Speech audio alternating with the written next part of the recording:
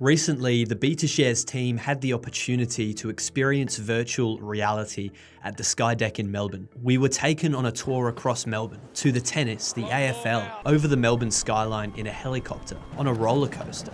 The technology wasn't perfect. The image on the headsets were a little blurry, but it worked. It's easy to imagine a future in the near term where travel companies advertise cities such as Melbourne through VR tech. Taking it a step further, it's not too far-fetched to believe that you could go on a whirlwind tour of anywhere in the world from your couch. After the tour, you could have the opportunity to instantly buy tickets to leave for that place immediately. The truth is that although the metaverse seems sci-fi and futuristic, it's already alive and thriving today. Let's dig a bit deeper. In this series, we'll dive into the megatrends that are shaping our world, how they work, their history, their growth, and how people like you and me can get access to a little piece of them. Today, we're going to talk about the metaverse. The metaverse is nebulous, by definition. Sci-fi author Neil Stephenson became the first person to use the term metaverse in his 1992 novel, Snow Crash. The concept is explored further in books like Ready Player One. This version of the metaverse is all-encompassing. It's become not only the primary form of escape in a dystopian world, but also the hub for social interaction, economic transaction, and even for indentured labour. Now, we're obviously a long way from that future. In the meantime, consumers and academics alike are scratching their heads.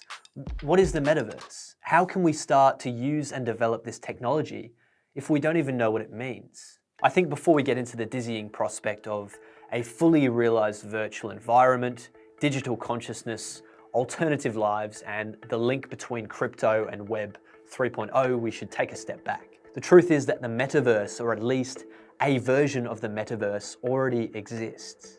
An Economist article brilliantly described the metaverse as the 3D sequel to today's 2D internet. Mark Zuckerberg described it as an embodied internet where you're in the experience, not just looking at it. And we call this the metaverse. A metaverse is really any virtual space that can be used for socializing, trading, or working. There are skeptics of the metaverse, people who believe that it's just a fad. But it's pretty hard to argue that an idea will never catch on when it sort of already has. RuneScape, Second Life, Animal Crossing. These are all virtual games that allow people to spend time with friends and contain functioning economies. In the case of RuneScape, it's existed for over 2 decades. Fortnite has hosted multiple online concerts with artists such as Travis Scott, Ariana Grande, and Marshmello appearing as these gigantic avatars as viewers float around them in pink bubbles or in space.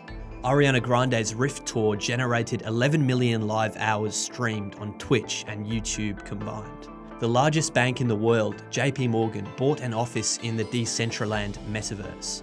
At a more impactful and tangible level, in 2020, the first augmented surgery was undertaken in the US. The head surgeon made use of augmented reality goggles in order to overlay the patient's CT scans into reality. The goggles effectively gave the surgeon X-ray vision when completing a spinal fusion surgery.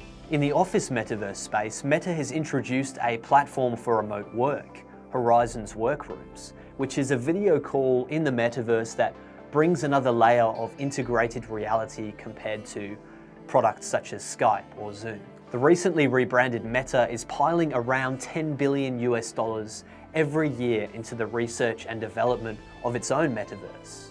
At the moment, the idea of a Ready Player One universe is pretty improbable because this world would require companies to cooperate in a way that isn't currently profitable. So for example, Fortnite doesn't have much motivation to give players a portal to jump straight into a game like World of Warcraft at the moment.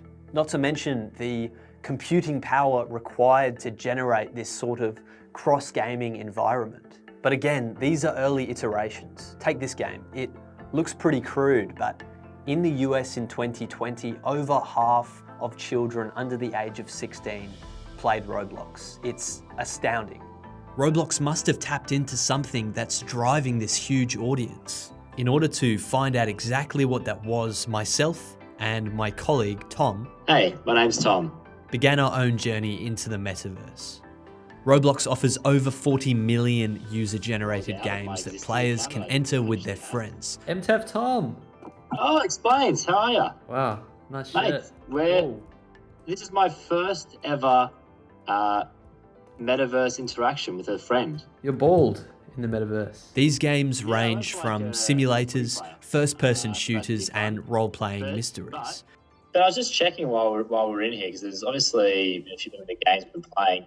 There's a 33.2 million daily active users worldwide of Roblox. Obviously, this is a pretty early stage example of the metaverse, but despite the graphics, it felt pretty immersive. Tom and I had the opportunity let's get out of to here, because last do time I things had we here, I couldn't got do in real taken out. life, like turn into a penguin and a kangaroo, drive a Lamborghini through the streets of Tokyo, and A work at a double- McDonald's. Can I get a double quarter pounder meal, please? A McChicken patty and 6 nuggets with sweet and sour sauce.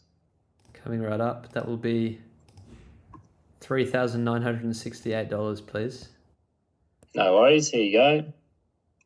Roblox might just be a game for children, but you can see the signs. Spending time in a pub with a friend on the other side of the world, or turning into a dragon in a magical forest with your younger sibling has merit. So if we can agree that the metaverse is already here in some form and it's had this sort of proof of concept phase, then the question really is, what's next? There's currently a lot of money being piled into research and development for the metaverse. And part of the reason why is because the metaverse ecosystem is going to require lots of moving parts to work together.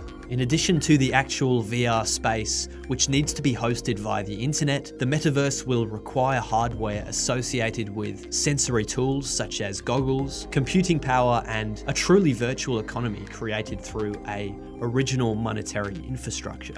This naturally presents a number of sections of the value chain where companies can provide goods and services. And the size of this market? Well, that really just depends on your definition of the metaverse. According to Citi Global Insights, if a narrow definition of the metaverse as purely a virtual reality world is adopted, then by 2030 there may be around 1 billion users and a total addressable market, or TAM, of 1 to 2 trillion US dollars. But if we adopt a broader definition of a persistent and immersive combination of the physical and digital world, which would include augmented reality and games such as Roblox, the metaverse expands to a potential 5 billion unique users with a TAM of 8 to 13 trillion US dollars. That's what we'd call a megatrend. As always, thank you for watching this video. We appreciate it a lot. If you learned something new, please like and subscribe. We've also recently launched a Metaverse ETF, which holds a basket of stocks that operate in the Metaverse arena. Companies like Roblox, which we talked a bit about, Meta Platforms, and Unity Software. You can find more details on that fund via our website here. See you next time.